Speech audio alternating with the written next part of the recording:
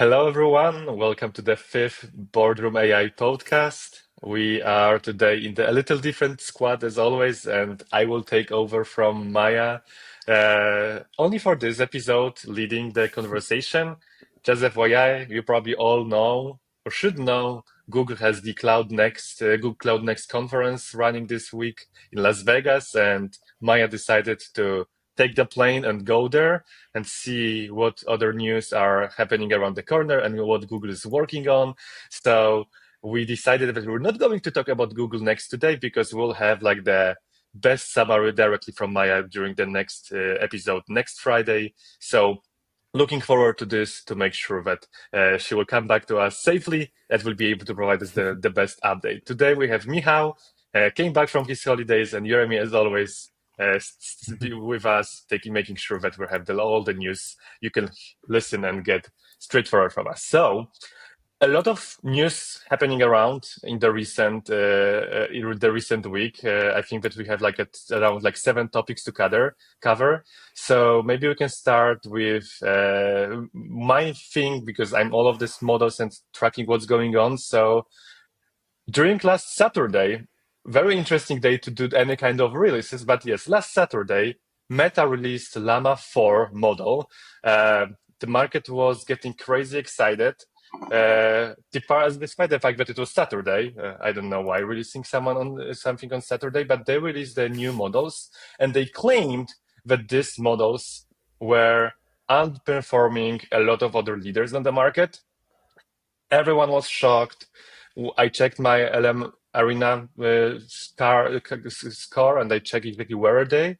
And at the very, very beginning, they had been on the second position, just behind Google Gemini Pro 2.5. But unfortunately, something happened over the week. People started testing this model and seeing how does it work and checking if it's true that it's so good model. And it realized that these results were not super correct. And it looks like that the benchmarks that Meta submitted for the results with the risks were being created with a little different model that they finally released. So something shady was happening behind the scenes based on what market says. And unfortunately, the new model of Meta is not right now on the second position, but it dropped over the week to the 12th or 14th position. So a lot of rumors on the market. No one is really know what's going on. Everyone would love to trust into these benchmarks. And yeah, guys, I mean, super crazy stuff. But at the end of the very, very end, the good news about this release is that this is the next open source model from Meta. And this is great because Meta is one of these good guys who are really, really contributing to the open source community. So huge kudos for what they're doing and huge kudos for all the decisions to mark. However, I think that this, I wouldn't say maybe lying, but like not being clear exactly about the results and that the market already check it out. I don't think so. It was a good promotion, and definitely it's a little impacted the reputations of this Meta Llama models. So I just wanted to say and comment on the Meta gaining potentially the benchmarks. We talked a week ago about the fact that you have to be very careful choosing the small vendors and trusting the AI companies, whether they're going to be still on the market in 3 months or not. And now what we're seeing is that you should be also careful with trusting even the biggest companies with their results, which also shows like the benchmark game and the benchmark race to being the best model is sort of a game experience, and you can game it in a way as players. So switching to the best model every week, depending on who's on top, is probably not the best strategy.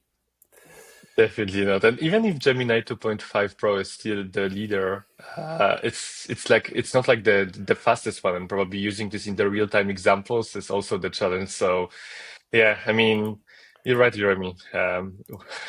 It's hard to know exactly to one which you trust. Maybe it's Yeah. just better to stay with one model for a quarter or two and see exactly what's going on. I mean, how often do you switch the models on our side? Yeah, you need to be always actually on the best one, but you don't know what's underneath. So this is like a very conscious decision to actually switch model, and in fact we are using different models to do different things, and the complexity is just growing. Good. So that's all around Meta and this release. Let's hope that maybe they will catch up on this or somehow fix the reputation around this Llama 4. Now let's go to Jeremy. Jeremy has the other insights from some kind of CEO's emails that potentially leaked to the press. I don't know exactly, Jeremy. What's the story? Yeah, so Shopify CEO Tobi Lütke sent an internal email that got leaked or published. I'm not sure what was the way of it reaching out to the internet audience. But he essentially made a couple of recommendations for his internal teams about about using AI. And his recommendations were around, yeah, just setting the direction and key principles of what AI means for the culture of the organization of Shopify today. And one of the things, he starts this email by stating that using AI effectively is now a fundamental expectation of everyone at Shopify.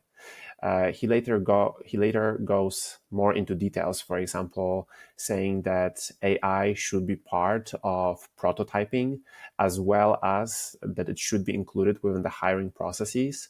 He went as far as stating that people need to first demonstrate that the task they're looking to hire for cannot be fulfilled by the AI technology. And I think it ties into the conversations we have almost every week here, which is about the impact of AI on workforce and how it transforms and unlocks greater productivity of every single person, whether those are junior or senior executives in companies. And yeah, I actually loved and agreed with every point he made. And in fact, I right away sent it to you guys saying, let's implement part of the strategies and recommendations he made within Zawi as well. It's Fully so aligned and it is an amazing opportunity for companies actually to grow effectiveness, to be better, but you need to adopt it, and everyone in the company needs to adopt it. If you don't get guidelines, if your expectations towards employees are from the past, they will not do it, because why they should, right? So introducing something like AI being a part of your performance review is an amazing idea. I really really like it. the other interesting point there that I'm a huge fan of is that like he stated that like if you're about to ask for the budget, additional budget, please prove me that you cannot achieve it with using the AI, implementing AI. So I think that like he made a lot of very bold points to the team, uh, which are let's say a little like the future of where we probably will heading all of us. But I think that like this email is like the synthesis of like everything what could be achieved today and how potentially companies and different orgs should expect from employees how to use and adopt the AI. And it's interesting because like the email says is like, hey, like we're not going to replace people with the AI. It just encourages people in the very direct way to start using the AI. But I'm also worried because at the end of the day, like Shopify is a huge technology firm, and I assume that they have like senior engineers, top engineers, and so on. But like with this kind of approach, Michał, I don't know what you think, is that like it's hard to hire junior developers. I mean, the guys who are just starting. I mean, I'm curious what you think about this because this email exactly says like, hey, try to do it with AI. We don't want to hire. We really want to make sure that like we're keeping the same size of the company and everything, any kind of extra projects, extra teams, and so on. Let's try to leverage it with AI. So, what about junior developers who are just starting? Yeah, I believe that's gonna be like, on one hand, it's just much easier to learn programming nowadays, right? You have those models, you can actually do things without pretty much a great knowledge of engineering that you couldn't done in the past. But at the same time, if you are thinking about joining a corporation company and starting your professional career, it's gonna be harder. It's gonna be the entry level. On one hand, companies will need more experienced people to leverage AI to bring better things. At the same time, there will be more competition on the market because learning programming is going to be much easier than in the past. So tough times, I believe, in front of the computer science students. But who knows? Yeah, This, but you used to go on, Jeremy.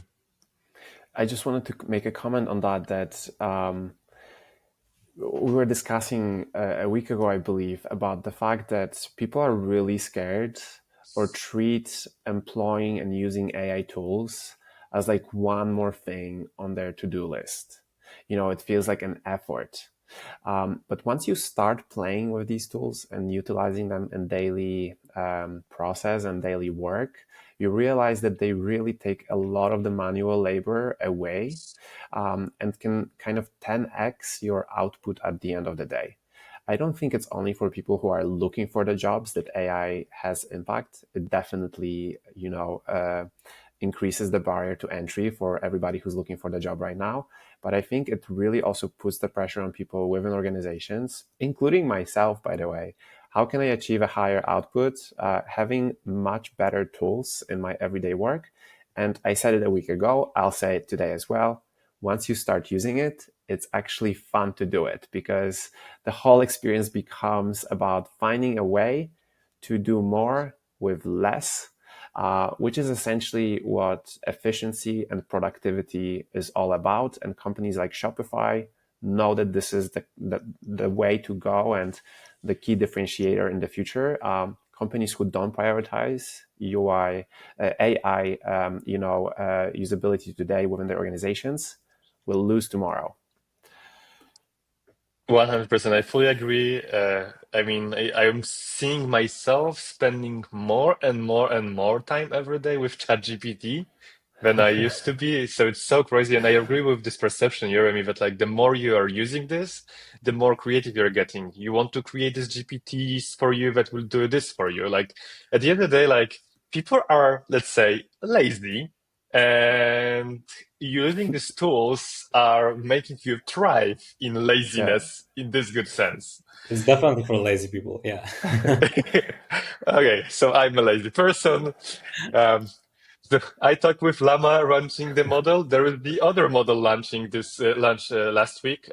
Michał, something is another news from Amazon. So what is it?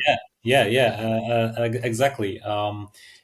Voice is very important channel nowadays, and it's gonna be becoming more and more popular, right, on websites, and we will be talking to computers. We've already discussed this in the past, so we are closely observing what's happening in this voice space. And Amazon has launched Nova Sonic, which is their new voice-to-voice model. And let me explain you pretty quick.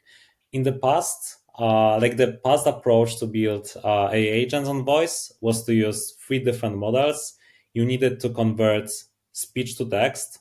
You needed to have an engine that responds with a text, AI agent. And then you needed to convert text to speech. And you get the response from the voice AI agent. That's the approach that we've been using so far, and it's very successful on many different cases. What companies nowadays try to achieve, OpenAI has their real-time model, Amazon has their Novasonic model, is speech-to-speech kind of conversion. So you speak to the model and you get the answer from the model without converting it to text in the middle. So you can imagine that just the latency is much better. The conversation will sound much more human-like, but at the same time, model is making decisions for you. So it's gonna be very hard to build deterministic AI agents that make correct decision based off on those models. I'm not sure what those companies are thinking about this and how they will try to address it. But nowadays, it's a great approach to build an AI agent that is fluent, is fast, but cannot really make a lot of correct decisions because it's based on the LLM, and that's it. It's exciting. We'll be definitely observing it, but for the businesses nowadays, I don't think this is something feasible that can be used in many use cases. From my perspective, I'm looking at this is that, Amazon has this Rufus AI agent within their app, using this a lot when making any kind of purchase. And like at the end of the day, you're using this as a kind of partner support, like a kind of agent in the show that is helping you to go and find and understand. At the very, very end, I'm playing with this in the text form with these images, and it just provides me different product suggestions and so on. But I am not making, like, it's not making a decision for me. I am making a decision. So I think that maybe this kind of model is super hard to apply whenever there is about canceling my order or something like this, because it can decide or not if I can cancel the order. But I could imagine that probably in the upcoming weeks, months, we don't know how quick, it will be the part of Rufus experience when you will be able live talk with Rufus, and it will be able to provide you the product recommendations. But at the end of the day, it's some count recommendation. Is it 100% accurate, 95%? It's very subjective, but at the very, very end, you're getting this. So I agree that like it's hard to use this kind of models in like the business use cases when 100% accurate make decision is important. But for product recommendations, especially that like Amazon has, I don't know, millions of products, any recommendations will be okay. Can I ask, do you know if the data set that these new voice-only models are powered only by audio data set, or does it require any additional materials? This is a hybrid. This is a hybrid approach. It's actually based off on the LLMs underneath, but it's trained with the layer of voice data. Got it. So for companies today, like the data sets in audio files could be somehow beneficial in the future, but the written text still can be part of these models. That totally makes sense. Okay. On top of this, like we need to also remember that Amazon has Alexa. So, and we know that like Alexa is like the experience is, I mean, from the previous stage of technology. So I think that like maybe it's also the next step that they will put it to Alexa. The question is like how they are going to handle the decision and 100% accuracy. But good to see that there's the other player on the market who's doing this speech-to-speech model, because my understanding is that so far only OpenAI was doing this, like from these big players. Like Google doesn't have it, and so on. So it's good to see that Amazon get to the competition in this area.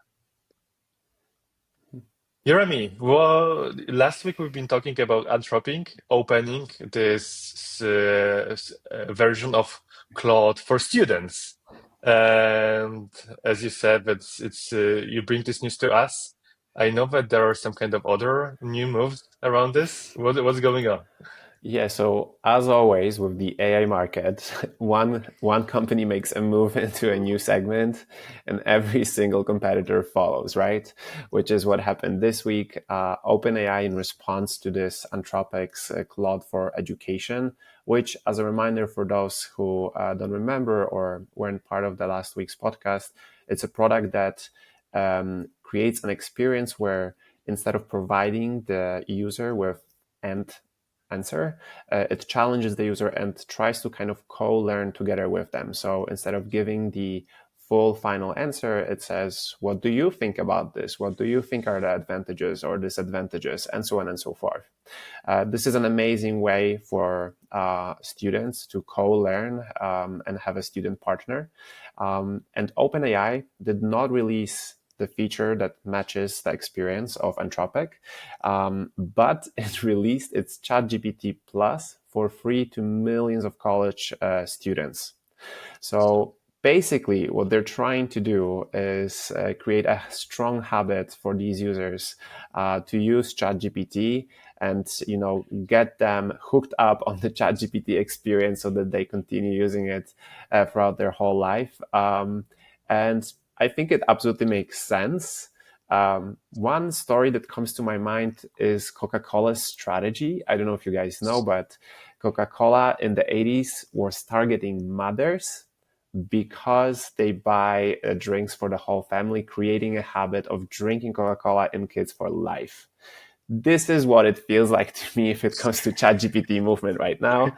A very good move, by the way. Like, let's face it, this is the way to go if you're an American company. Oh my gosh, I mean, it's funny that we have the repetitive playbook seeing over the last months, but as you said, someone released something, the market is going just after them.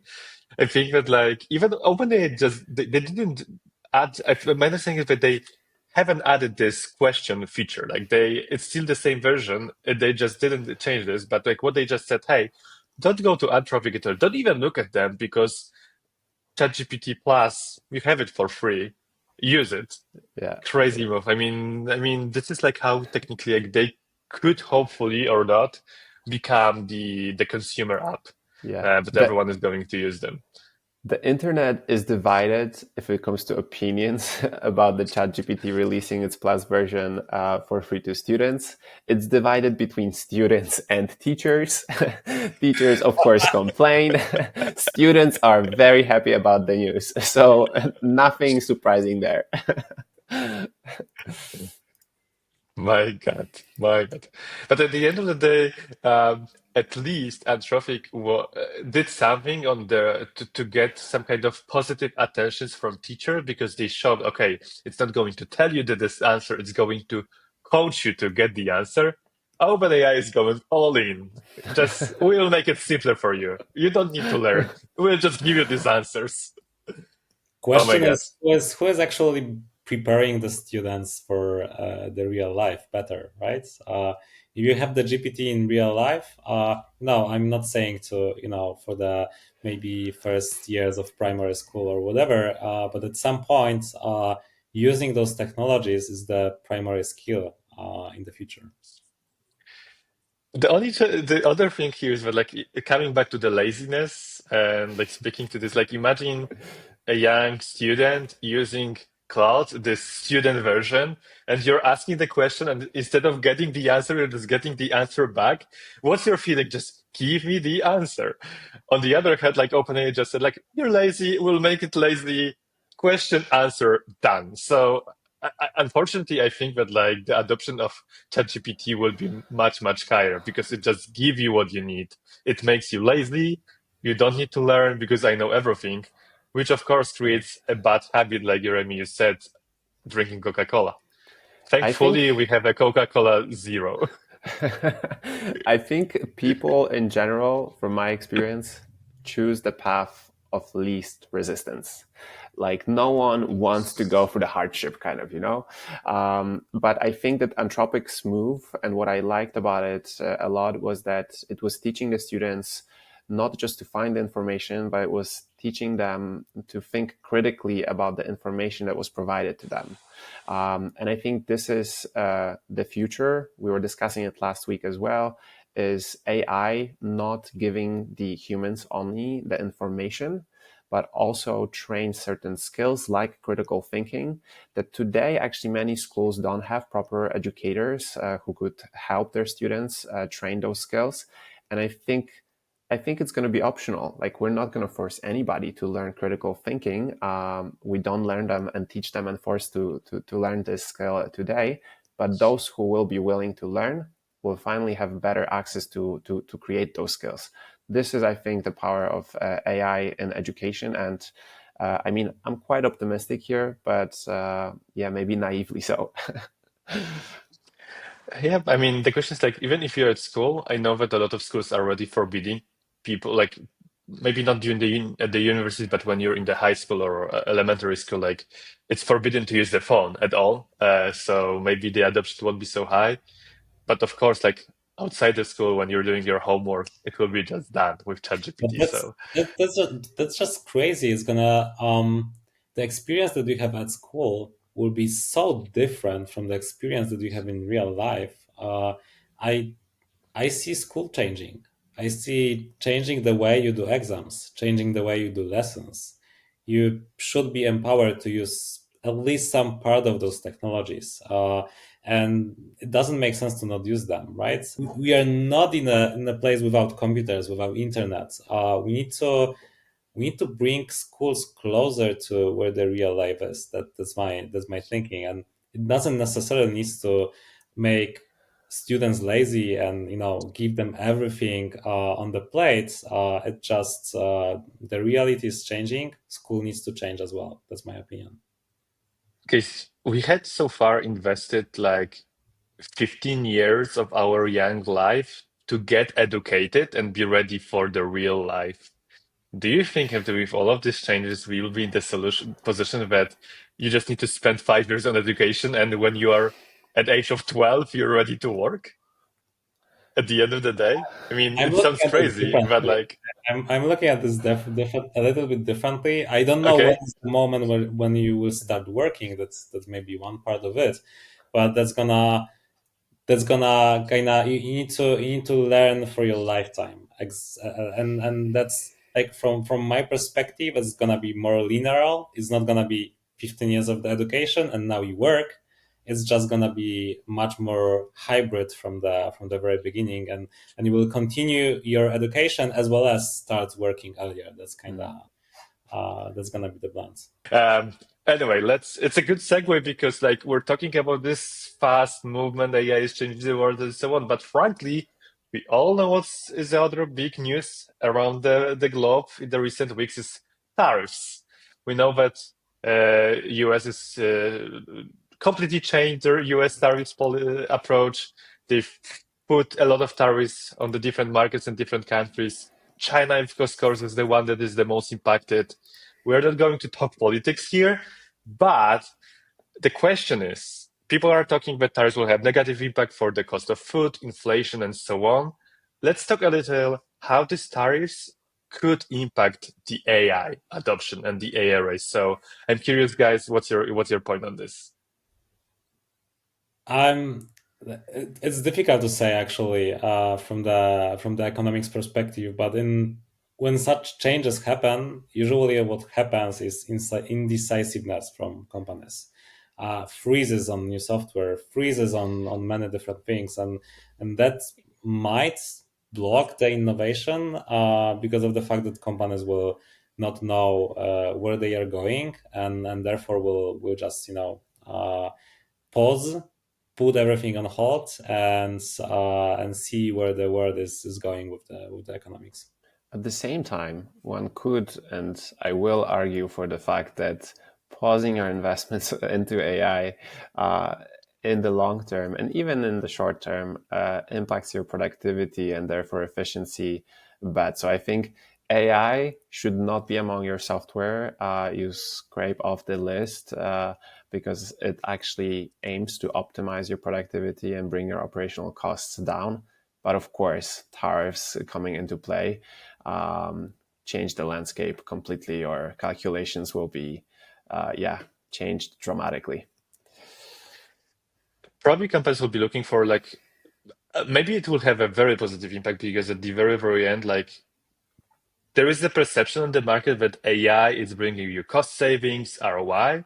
So maybe the companies like the business will really start thinking about, okay, I want to introduce AI, but what's the real ROI from this? So maybe it's not, we'll be getting to the situation that doing AI is not just because we want to do the AI, but also there will be some kind of CFO behind this who are really checking what's the ROI from this project is how much we're going to save, which will have a positive impact because people will just start doing the real projects. On the other hand, I'm a little worried. So how you said is that we all know that e-commerce market is the ones that is the fastest in adoption of the new technology. So these are like the people who are technically like the best ones to adopt this AI technology, these AI agents in the consumer communication. But on the other hand, like we're seeing that, they are the most probably impacted on tariffs. So on the one side, they will be anti-competitiveness. On the other hand, maybe they will just say, okay, in order to not raise our prices so much, we need to improve our profits. To improve our profits, let's cut the cost. Let's start implementing the AI in the way that it really have the good use case and it will drive the efficiency or will drive the conversion. So I would say that, like, from our perspective, the AI today can really bring 3 to 6 ROI on any kind of projects you're doing if you do it in the good way. So you shouldn't stop at all on implementation, as Jeremy said. Proper implementation of the AI will really drive what you need, and it will help you with this tariff situation. Cool. Now let's switch to developers. There is a new word. I said it last week. It starts with vibe coding. We didn't have enough time to explain what is a vibe coding. Sounds Yeah. weird. Yeah, Michał, you're managing our team. You should be closer to this topic than me. Yeah, it's actually an interesting term, but when you did programming in the past, you've spent a lot of time reading through a ton of different lines of comments that are not natural language. We understand them. We learn to actually map out those commands into what they are doing, and kind of when reading the code and writing the code, try to build a picture in our head what this code will be doing.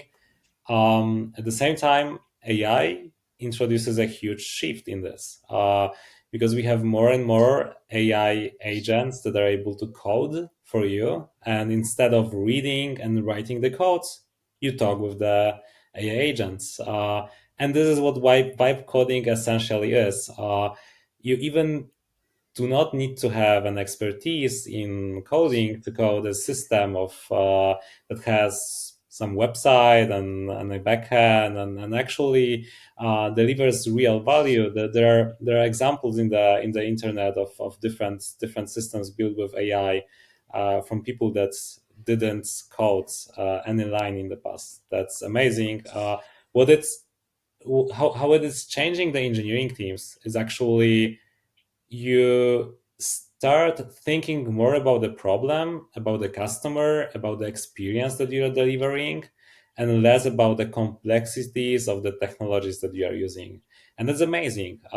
In the future, I imagine that you will be solving a couple of different problems in parallel, coding a couple of different services in parallel, and able to do 5, 10, 20x more than a standard programmer can do nowadays. And this can be connected directly with business, directly with customers. So the developer will be much more focused on getting the feedback, working with businesses, than understanding the code. The shift is happening, and it's called vibe coding. Do you think that people? I tried, by the way, a few of these tools. I tried to build some apps, and if I would probably spend much more time, I would get to something that is usable. The initial responses to my prompts were often missing the depth, the functionality, the connection between different points. I imagine I use Claude for writing, and because I am very experienced with writing in general, it really makes my writing much faster. Does it work the same way for engineers? Like, will this really be available to people without technical skills? What's your take on that? Yeah, so for sure the adoption will start from people that know engineering is behind the scene. And nowadays I hear from my team that for some tasks it's 10x. For some tasks you can actually do manual work faster than the AI is able to do it nowadays. But it's gonna be better and better. It's gonna have more and more context of your code. The most important part is that right now only people in your company, the developers, know fully how the system is built. AI is not able to read through whole like the code that you have in your system and understand it holistically. Only humans can do it. However, once they will be able to holistically understand the system, like less engineering skills will be necessary to code something. More engineering skills will be necessary to check whether this is something that, from the security perspective, from enterprise readiness perspective, from different compliance perspectives, it's actually a good problem, because that's the biggest challenge for those models right now. So we will see. But I've seen examples of people that are not technical and really they've been able to code systems and got to the point where AI is no longer able to manage the system and pause on Reddit. What do I do now? I'm not a coder. I've did this, and now AI is no longer able to help me. But AI will be able to help you in the future with this as well. I like the name because I thought that it's called Copilot, and it used to be called Copilot. So you have this Copilot agent who helps you to code. So the person who came out with this idea is a master of marketing, because from using copilots by developers, which doesn't sound sexy, what they are saying, I am doing vibe coding. Do you do a vibe coding? So it's like, if you're not vibe coding today, you're already behind us. So I think that like the masterpiece of marketing, because now everyone is talking about vibe coding, and you should do the vibe coding. I do vibe coding. I play around with this, and it's really, really cool stuff. So love the name, really love the name, because Copilot sounds, it's not fun. Vibe is definitely fun. So what you're saying, Maciej, is you're vibing with the vibe. I mean, I found the tweet, and the way someone explained it is like, there's a new kind of way of coding I call vibe coding, where you fully give it to the vibes, embrace exponentials, and forget that the code even exists. Beautiful, Yeah, beautiful. that sounds Um, amazing. okay, guys, we have one more extra added news from Jeremy. It's connected to all of the discussion we had about operators and stuff. So it's a very interesting one, because we thought that it could really change the game, but we have some kind of negative market response, if I get it correctly. Yeah, so over the last weeks, many companies released different tools called operators, or generally in the operator category, meaning that AI agents can interact with interfaces of websites and perform tasks on these websites on their behalf. So, for example, making a booking for your hotel for the upcoming trip, and generally just helping you with these tasks that require going into a separate website. Quite understandably, that creates an intermediary between the end customer and the website owners. So that means that your ads are not as effective anymore, and it challenges the whole concept of the ad model, right? Second, AI will always stay focused on the task. It won't get distracted by upsells and so on. It's just going to go and do the job, which of course is another, dangerous point for website owners.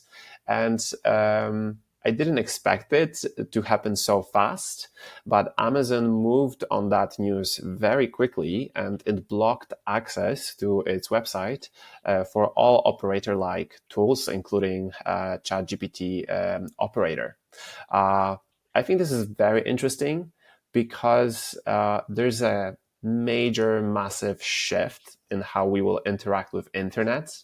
And it seems that legacy internet is not going to, give up without a fight. And I'm really curious, how is this going to develop? What do you guys think? Yeah, I think blocking is not the direction, right? You need to adopt rather than block. I'm sure there are ways to actually make those upsells through the operator instead of blocking the traffic. Maybe they should discover this operator and just serve a little different version of this. Really narrow this down to the upsells. Yeah, I mean, at the end of the day, if people will, like, if these operators will get to the level where they are really delivering on the accuracy and can really do this task for you, like, people will start using this and more and more. And yeah, we're maybe in the situation that the whole internet will block. Like, maybe in the past they were blocking against Google robots for search indexing, but at the very, very end, like, there was a new category, search engine optimization, to have your website as much as you can optimize to Google indexing. So maybe this is the initial response, but at the very, very end, instead of like blocking yourself, you fully optimize your website towards these operators just to give them what you need, even serve the ads or even serve some kind of upsells opportunities. Or like you're reaching out to me with the operator, there is a fee of using my service. Cool. Thank you so much, Michał. Thank you so much, Jeremy. Mai will come back to us next week and share news from Google next. Very exciting to have this Boardroom AI today. Subscribe, guys, to us. Give us feedback and comments. Any topics you're missing. Looking forward to this. Have a wonderful day. Thank you. Perfect. Thank you. Yeah.